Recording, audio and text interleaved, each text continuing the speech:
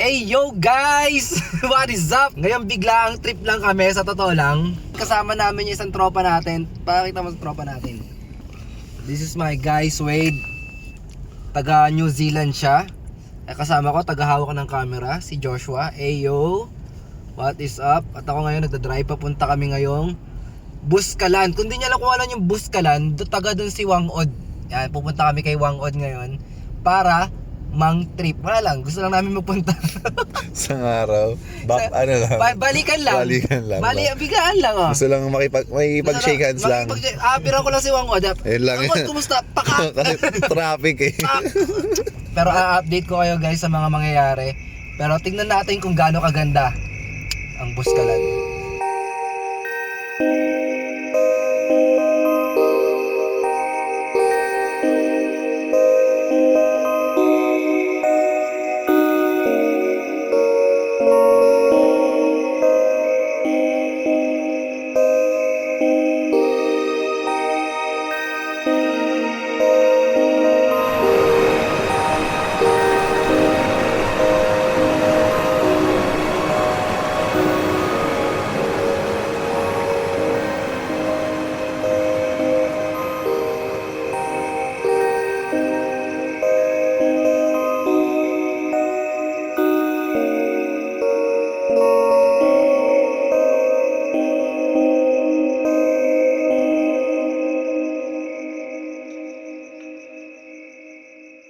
So habang nagda-drive kami, nakakita kami ng falls. Kaya ligo muna kami dito guys. Ay, sa tabi lang siya ng kalsada guys oh. Ay, ang bangis talaga. Pampawala ng antok.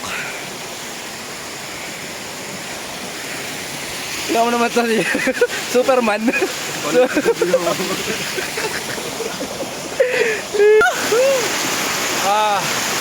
Okay, so sa lahat ng falls na pinupuntahan ko, tinitikman ko yung tubig.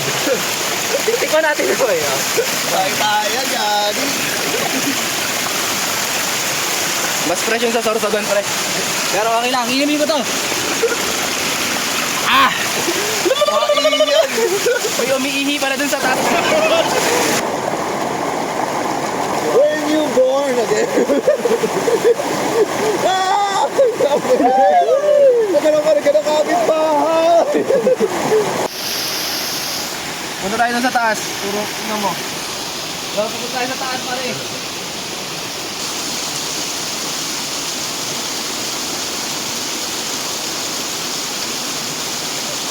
Grabe, kala ko malakas na trip namin pero tignan nyo to.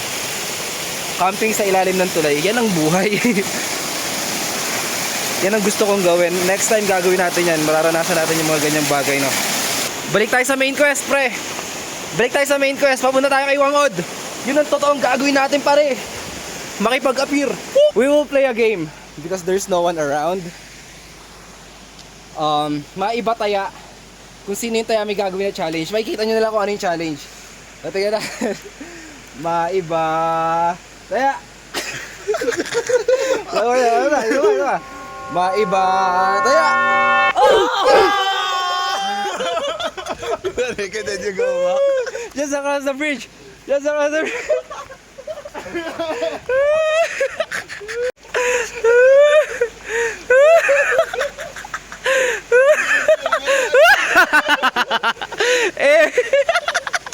Oy, may Titan! May Titan!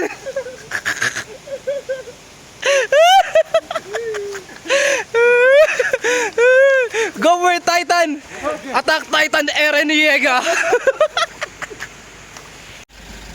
Grabe, hindi ma-justify ng camera ko kung gaano kaganda dito. I mean, kung titignan nyo, sobrang simple lang. Pero yung vibe niya sobrang ibang-iba. Kung nakikita nyo yung mga, yung bundok sa likod ko. Tapos yung tip nila, hindi nakikita dahil sa habog. Grabe, parang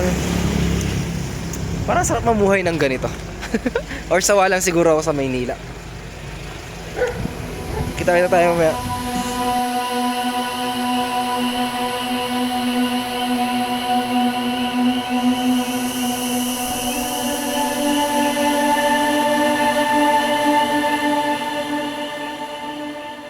Guys, may konting problema lang tayo.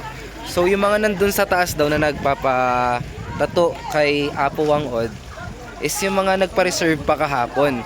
So, sabi nila, if gusto namin ipilit, bukas talaga kami.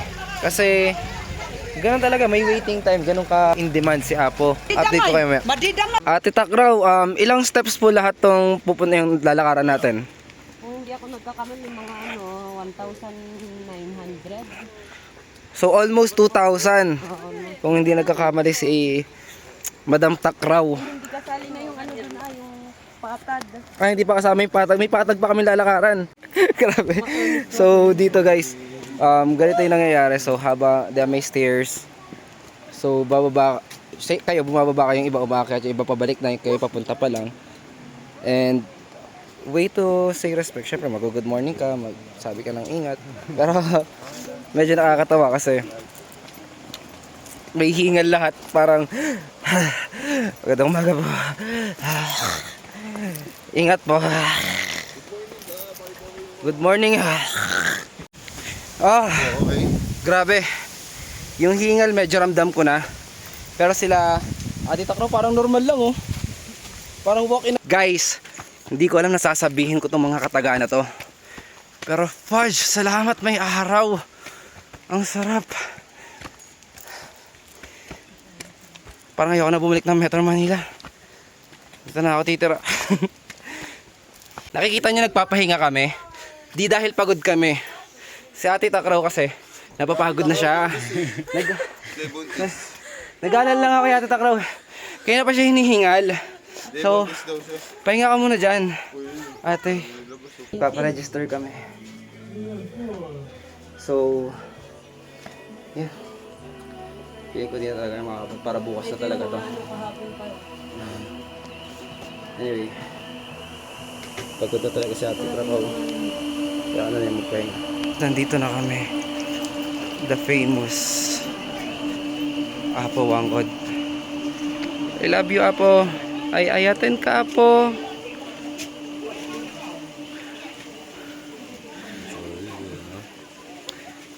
Fudge. Daming tao. Guys, di pa ako nainulit ng tubig simula kanina nung umakyat kami. And nalaman namin na libre pala tubig dito. Inom ka lang kahit saan mo gusto, no? Sarap. Guys, panalo talaga ang linis ng mga ang linis ng tubig dito. Medyo manamis.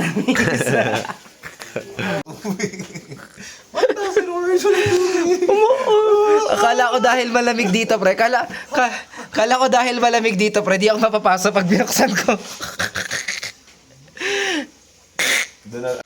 Simpleng pagkain lang tayo dito sa simpleng view.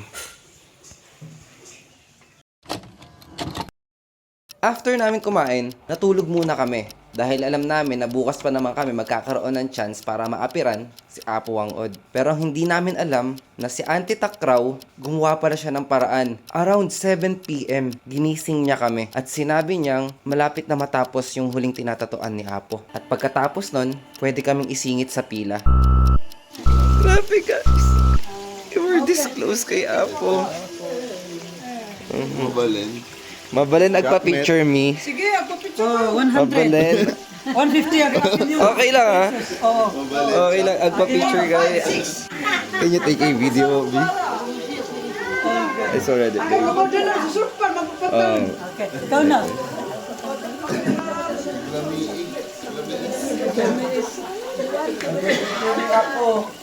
Mana kami, naggaman din na kapantalon. So ha. Ay, so, parang siya. Tara na. Yaman ni Apo. Apo napintas pa eh. Napintas. Eh, maan. Mabalin, ag-appear tayo Apo.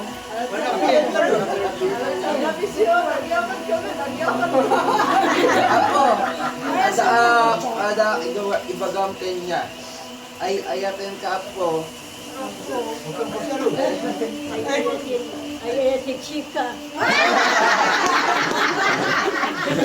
Mabalin. Salamat Apo.